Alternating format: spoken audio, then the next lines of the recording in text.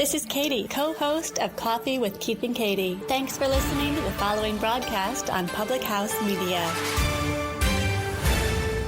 This is Madeline, host of Crowned and Dangerous here on Public House Media. Thanks for listening to the following broadcast on Public House Media. Once you are done with this episode, I hope you'll come back to check out my show, Crowned and Dangerous, where Jessica and I talk about our time in the pageant world. A new show comes out bi-weekly on Thursdays. Don't forget to subscribe on iTunes so you never miss an episode of Crowned and Dangerous. Thanks again for checking out the following broadcast on Public House Media.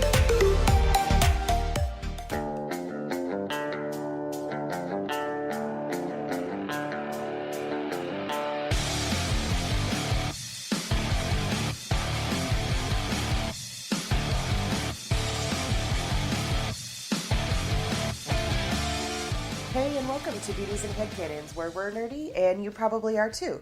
So, right before we get into the episode this week, I just wanted to very quickly address a post you may have seen on our social media about Emily, who has been one of the founding members of Beauties and Headcanons, along with Erica.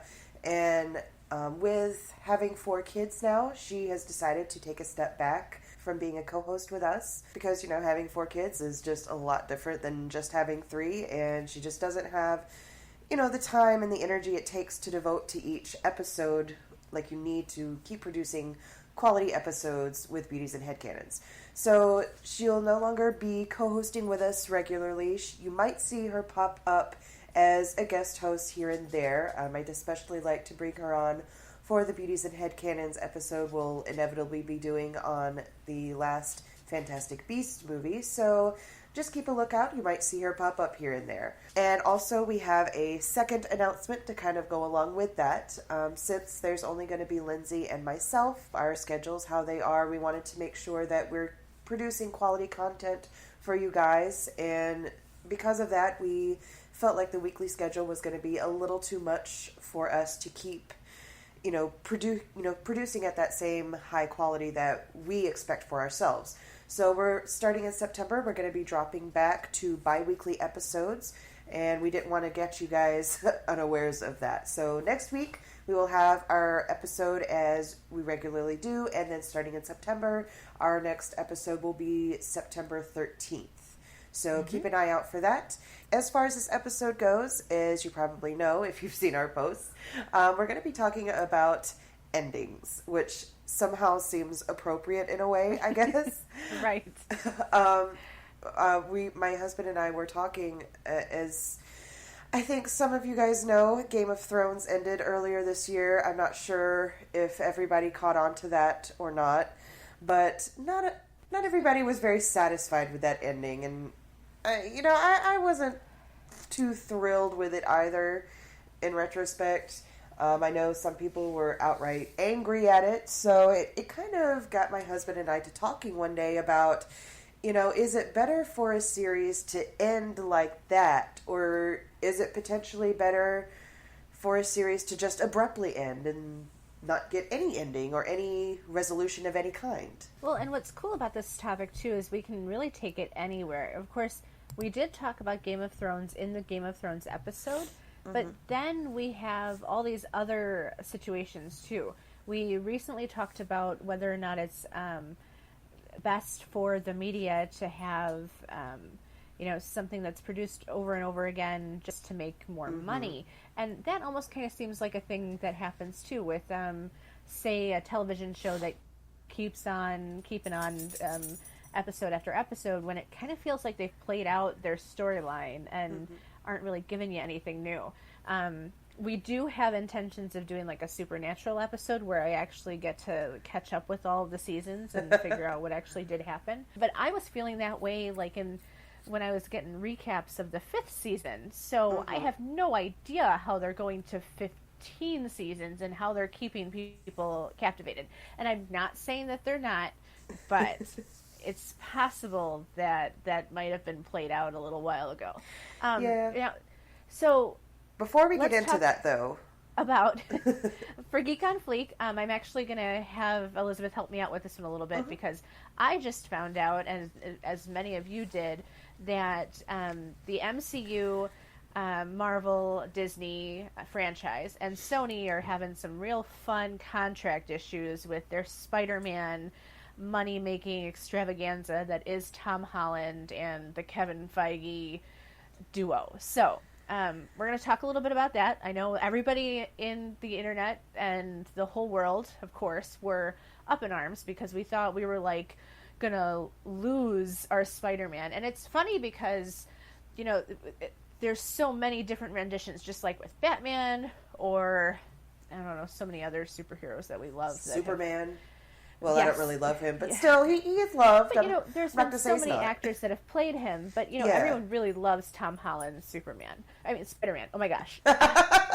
So, look at you. But, you know, everybody really loved, like, a particular Superman. I'm sure you have your favorite Batman.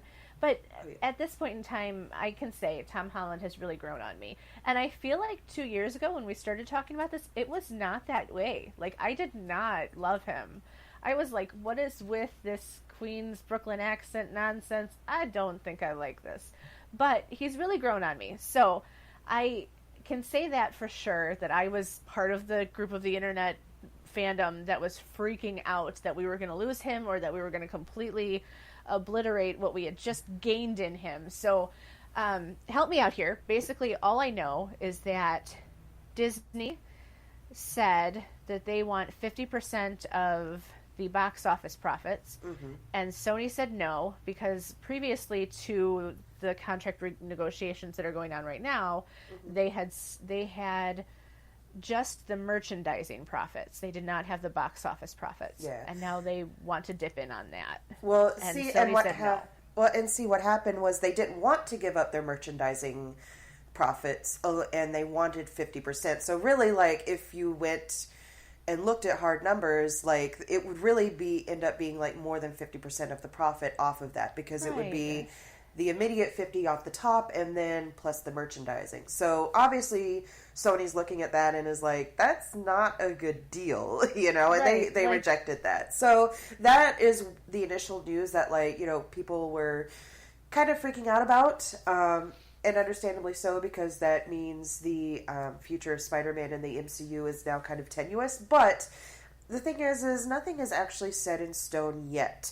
There was also some kerfluffle over, like, producing credits for some films, whether somebody was over or under credited. But basically, like, the internet started freaking out, but there's still nothing that's actually set in stone going forward yet. The negotiations are still open.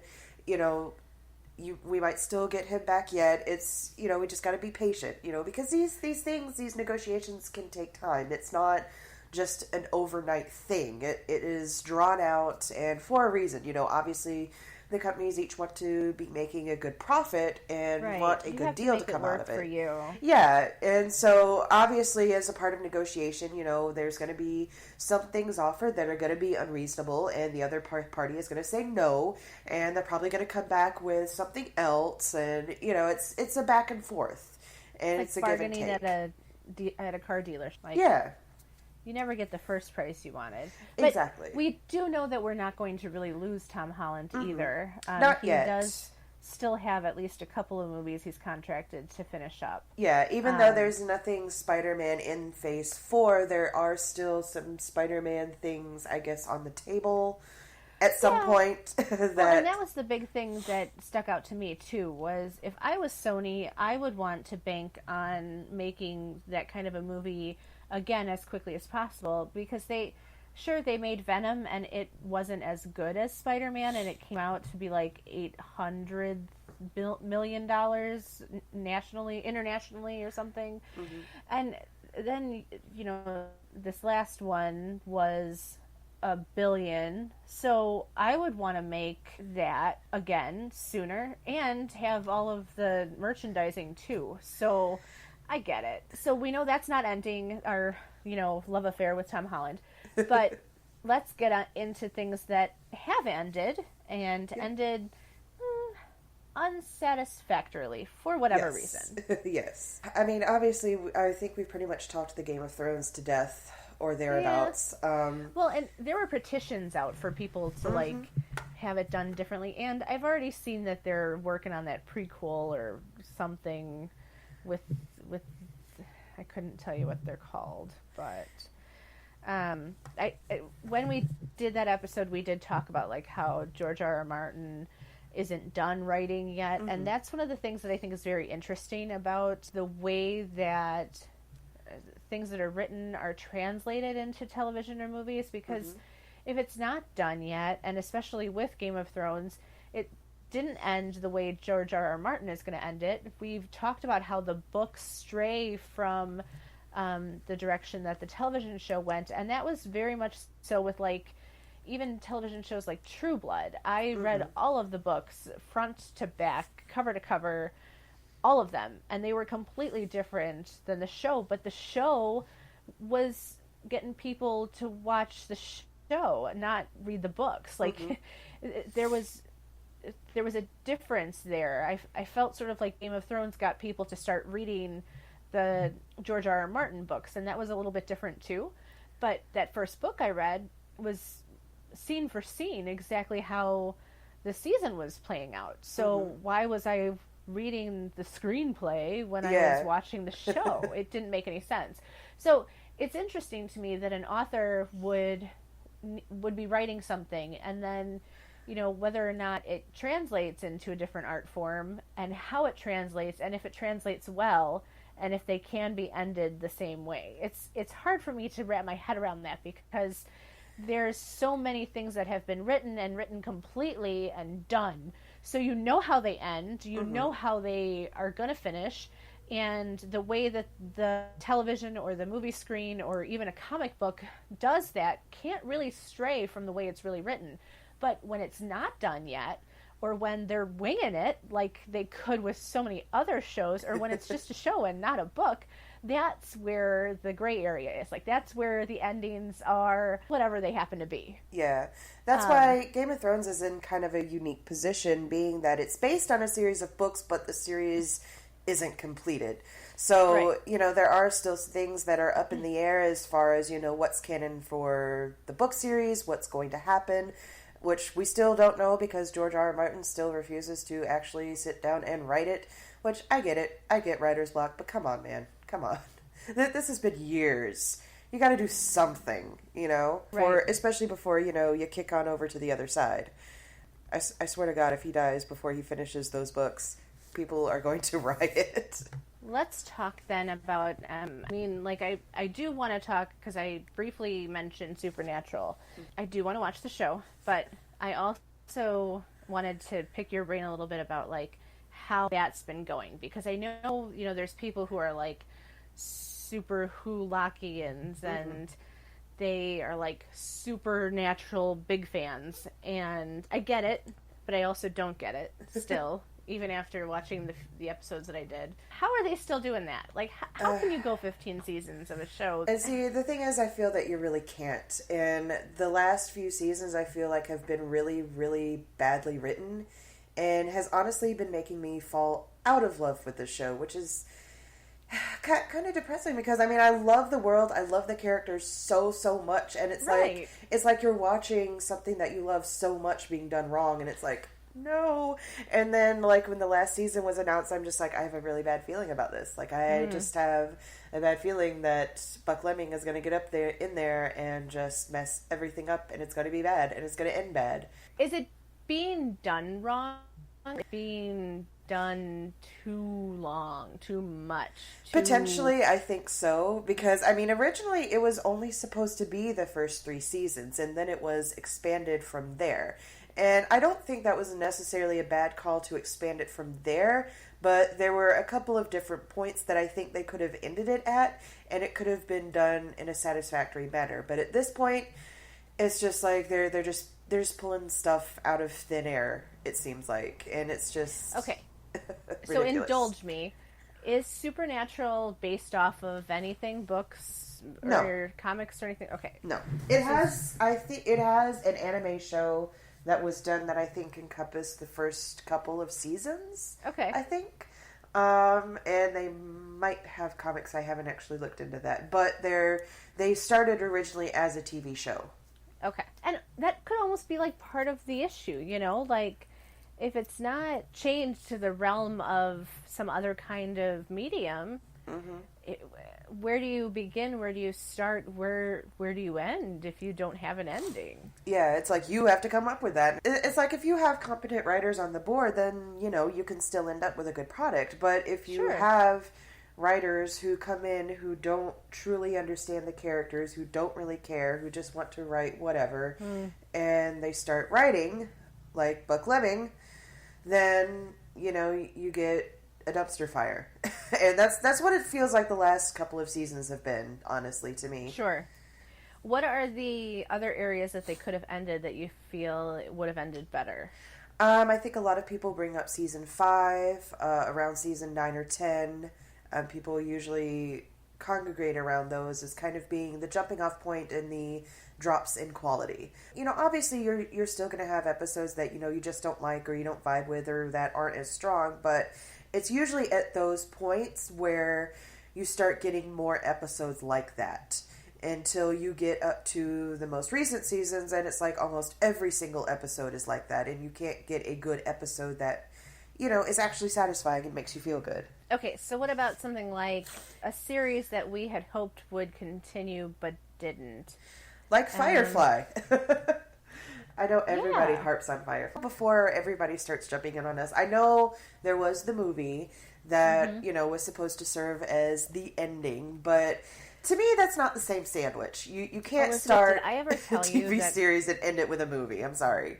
I saw the movie before I saw any of the television show. Well, so did I. So you're not alone.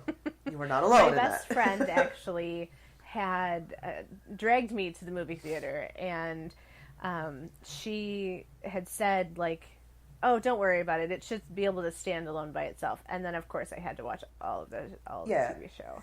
But even with all of that, I still felt like there was so many things left unanswered. I didn't know enough about the war. I didn't know enough about the Reavers. I wanted more details. I've always wanted more details about things like that happen when there's a terra firma and all that stuff. Like, I always wanted to know what happens, how does it go down.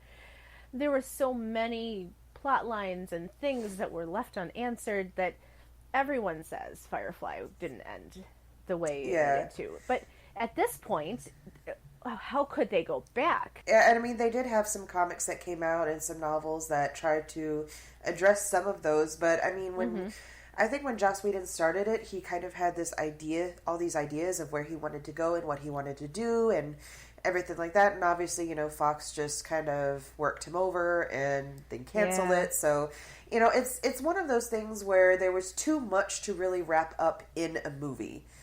And you really needed the TV series to go more in-depth with it. So I really count this as a series that didn't have an ending because, you know, to me, again, a movie is not the same sandwich.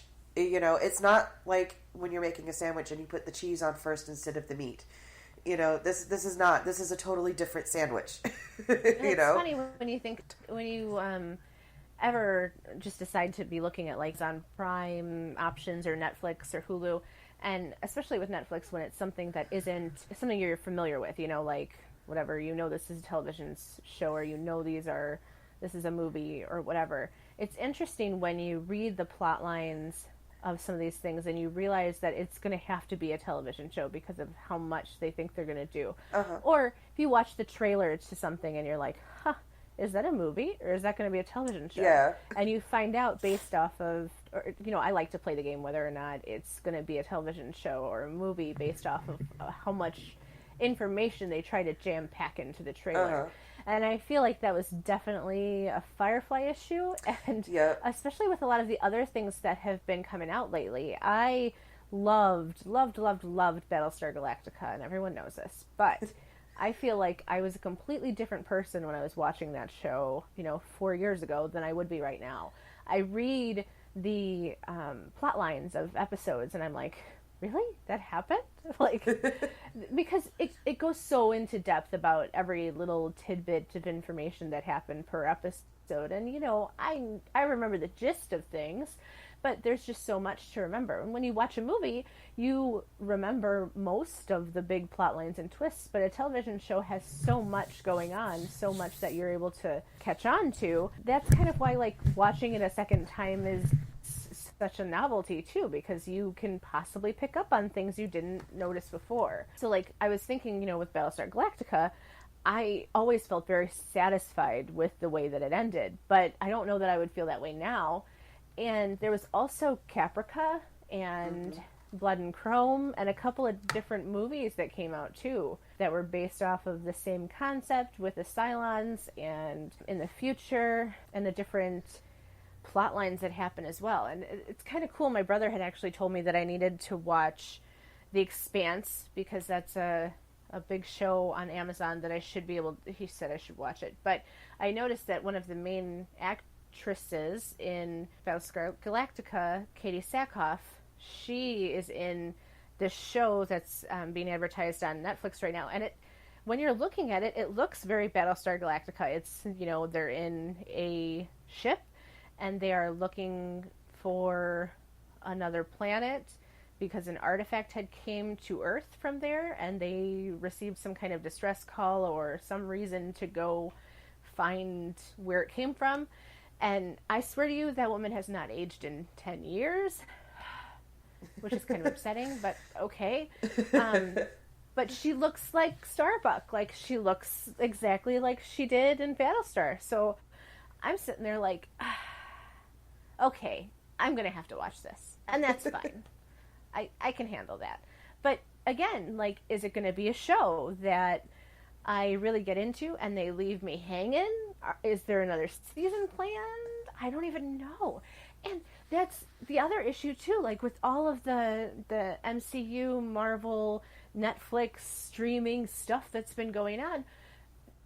Netflix got all of those Marvel shows pulled. Mm-hmm. Nothing's renewed there anymore. At least I don't think it is. I think they like staggered the way they announced that they were pulling them, but they pulled Luke Cage, they pulled Daredevil, they pulled everything, and some of those weren't doing poorly. Punisher was receiving really great reviews, and who knows what's going on with that, except that, now Disney, Marvel can do whatever they want.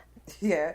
And so who knows, they might be like continuing it on the Disney Plus platform, or I don't know. Like, it depends on how they got those rights and everything, I guess. Right. But then, we have to talk about like how they ended those seasons and how there is no ending to them right now.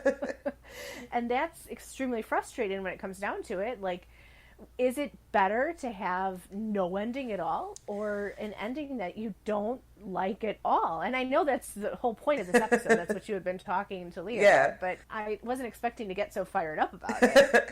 Well, there is a particular show out there that I guess isn't really considered geeky, but I absolutely loved it. It was so funny and well written and just addressing lots of little problems that are kind of relatable. It's called My Name is Earl.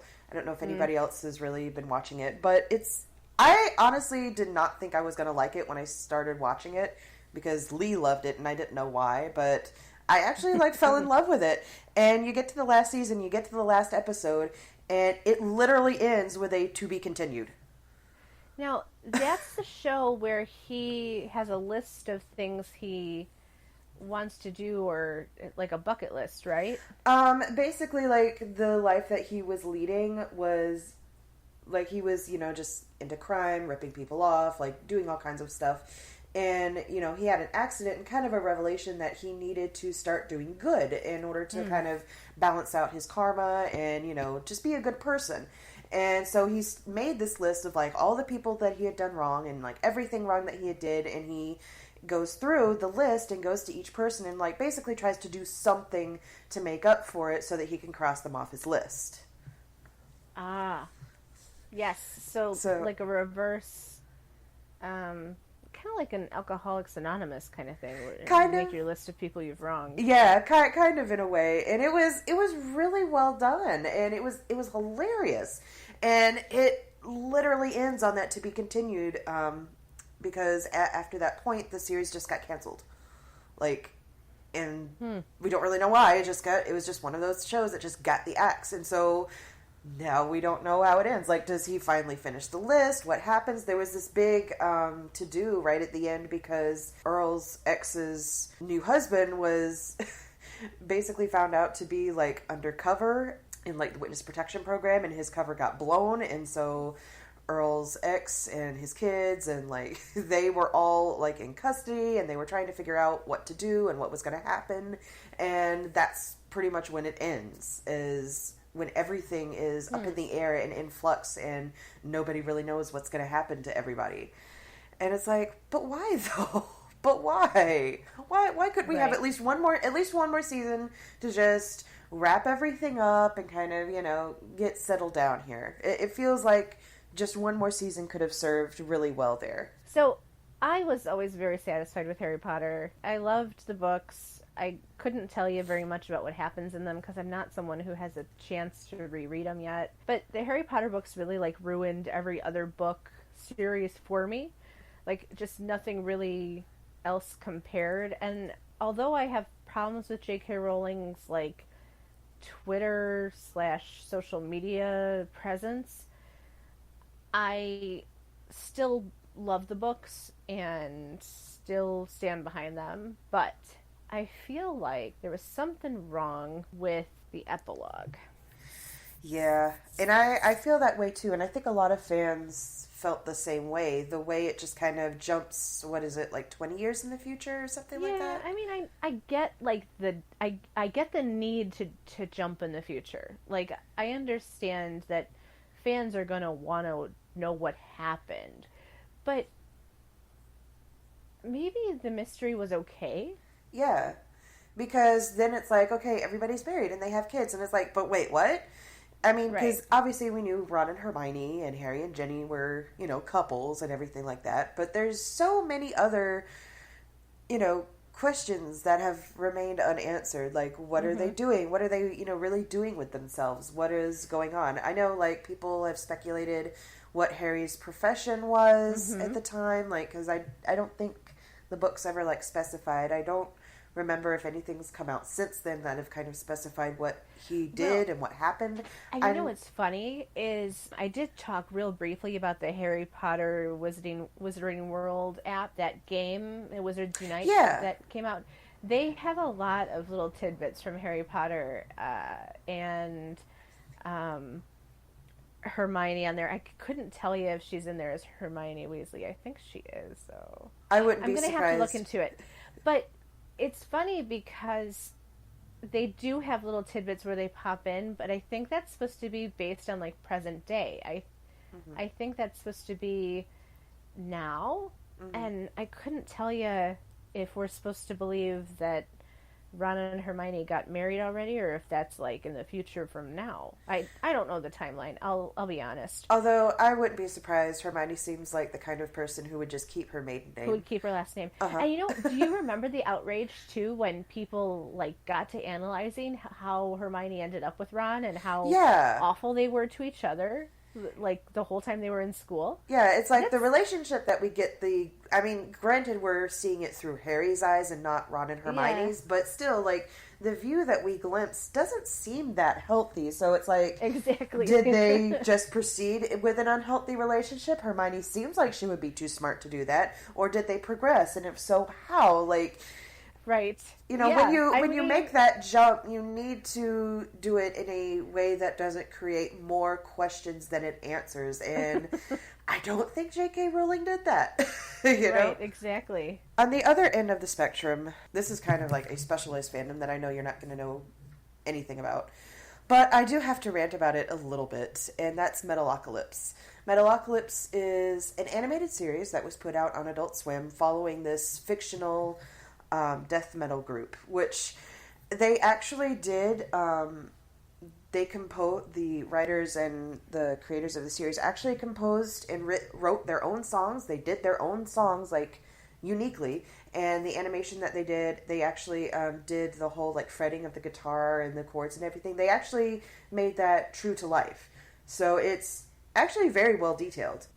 And though obviously since it's on Adult Swim, they have very, very mature themes and things that they do. So, this is your warning if you want to go check it out. There's very, very adult content on there. But I really loved it. I thought it was interesting. I like metal. I loved the music. I loved the stories, the characters, everything like that.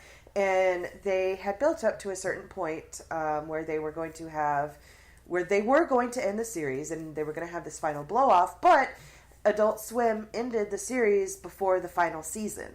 So they left off with a cliffhanger at what is now the last season, and, like, fans were just aghast. Like, why are they doing this? And they put together a petition, they put together a movement called Metalocalypse Now, and they actually raised, because I think one of the protests of Adult Swim was that, it's just too much money and we don't want to keep sticking money into it. And they actually raised $2 million to fund the last season, and Adult Swim was still like, no, we're still not going to do it. So, oh my goodness. Oh my gosh, so much rage.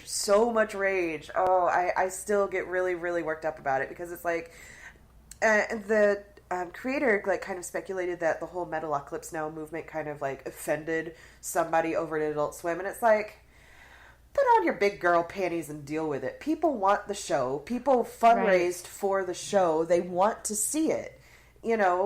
Who are you to say no, you can't see it? If we basically call your bluff on, we don't have the funding for it. Well, okay, here's the funding for it. Oh, well, we're still not going to do it. Why? It enrages me so much, and I can't help it. So I'm sorry. That was my little rant for the evening as to the ending or non-ending of Metalocalypse. Really, there was also Dexter. Yeah, I watched Dexter. I love Dexter. The ending too for that was so, and I just want to go back here too to the literature of it, because there really was only a couple of books. After they were done with staying on track with those couple of books, they ran with it and kept going, and they really had no end in sight. And the way they ended it, I couldn't even tell you. I think I blocked it out of my memory how they did it. I just remember thinking they could have done something else. I was somebody who always wanted to watch Dexter, but just didn't have the time, but I still kind of followed along a little bit with it, and I remember there being so much outrage over the ending where he took his sister off of life support and then dumped her body in the ocean and abandoned his kid, and I'm just like, wow, that seems really, really far-fetched and out there. What? But when you think about it too, it would have been really weird for him to stay with that girl. I think her name was Haley or Holly or something like that. But for him to stay with her and then have a happy family, that wasn't necessarily a real in character move either. Although I think it wasn't necessarily that he abandoned her as much as who he abandoned her with, and I don't know who that was or what the significance was, but from what I gathered, it was not a very good move, I guess. I don't know for sure. Right, it left everyone thinking, what? Yeah. For sure. Yeah, so that was when I was writing out, listing, different shows that have ended badly. Dexter was definitely one of the ones that I was putting right on there. Even though I never watched it, I remember well all the outrage regarding it. Everyone being upset. Yep, Gaming Corner. So, if anybody saw my post this week, I posted a little bit about this fantastic little game that I found thanks to the Xbox Game Pass called Abzû. And it's put out by the same people who did the game Journey, if anybody played that game. Journey takes place in this kind of barren wasteland, and so they wanted to visit a place that was a little bit more vibrant and full of life. And I talked mainly about the outside parts of it. I didn't really dive into what the whole story is with it, and there's not really a specific told story that you go with. There's nothing actually explicitly said. You kind of extrapolate everything that's happened or that's going on with what you do, and as you progress. But there's no actual cutscenes that tell you specifically this is what's happening. This is your history. This is the history of the environment, and You just kind of extrapolate everything. But you start out as this little diver, and you're kind of exploring. And as you're exploring the ocean and going around there, you notice that there's like these little parts that are not completely barren, but kind of lifeless. And so you go in there, and there's a way that you interact with the well. And when you interact with that well, it kind of brings everything back to life. And so you keep going, and there's this particular shark that you keep encountering here and there that you keep more or less following as the game progresses.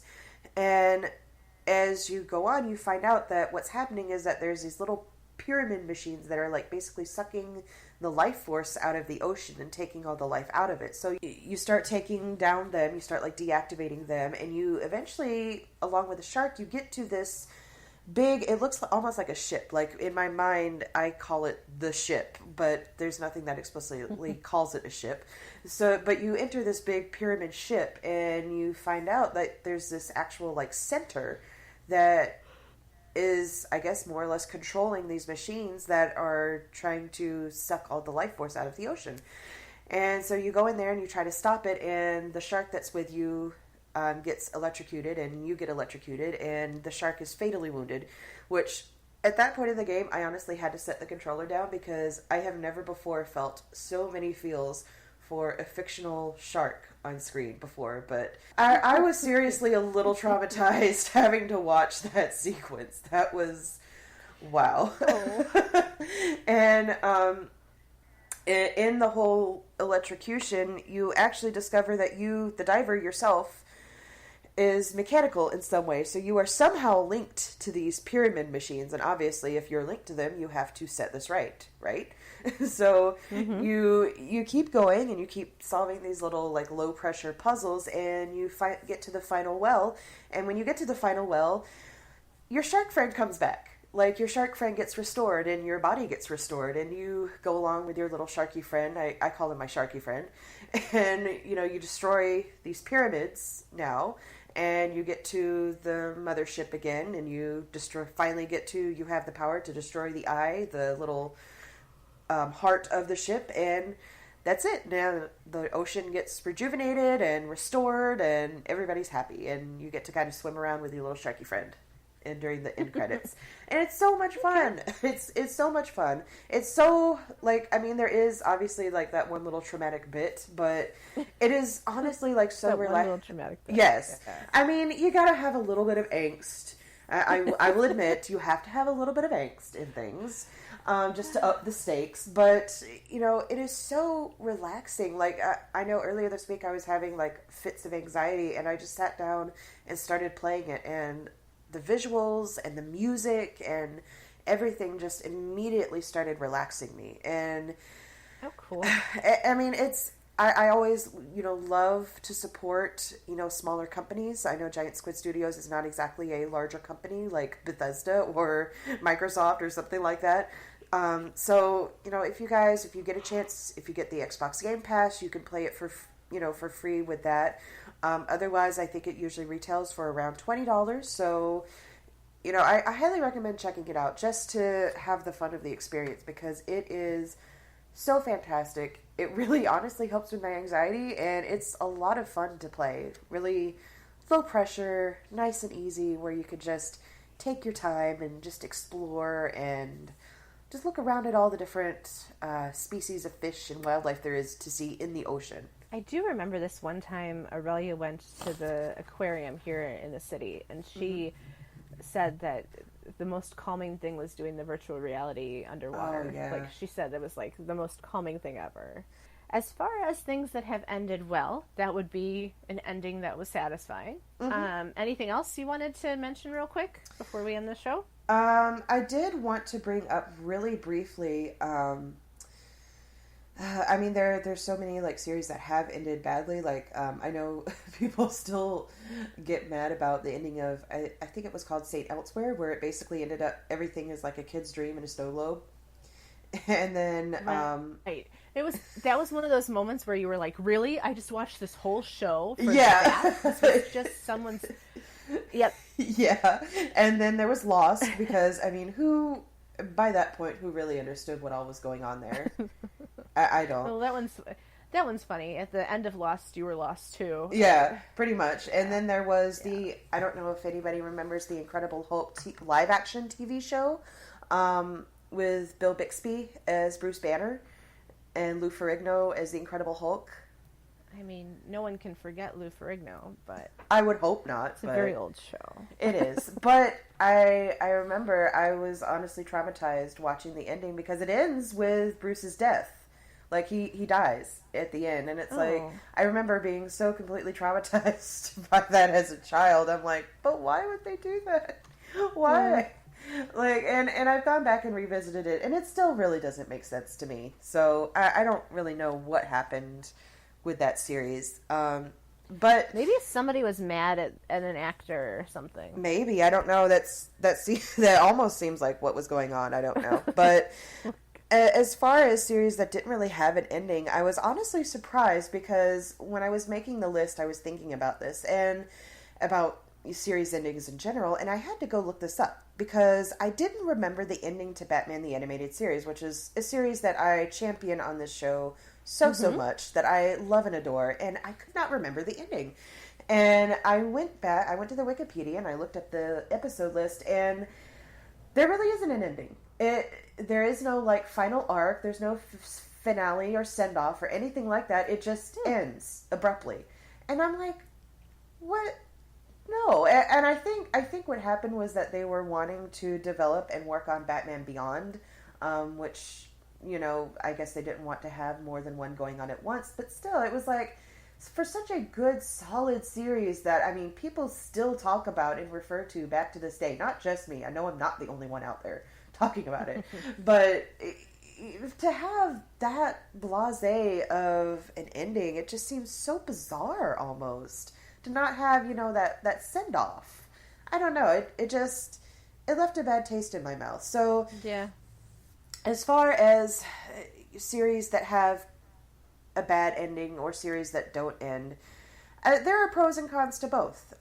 Because when a series doesn't end, you're forever left with thinking, you know, what if? What might happen? What did happen? You know, you're left with all of these questions that go unsatisfied. And, you know, there's just a point that you get where it's like, it almost kind of leaves a bad taste in your mouth a little bit. But on the same end of the spectrum, if a series ends badly, then that also leaves a bad taste in your mouth because it's like, oh, you know, you see the possibilities, you see where they could have gone, what they could have done, and, you know, it's just like, I wish I didn't know this, almost. So right, it's like it's like a catch-22. It's like if they ended abruptly, it's bad. But if you end it badly, then it's also bad. So all in all, I think this really just says if you aren't satisfied with the ending or lack of ending, there is always fan fiction to fall back on. Yep.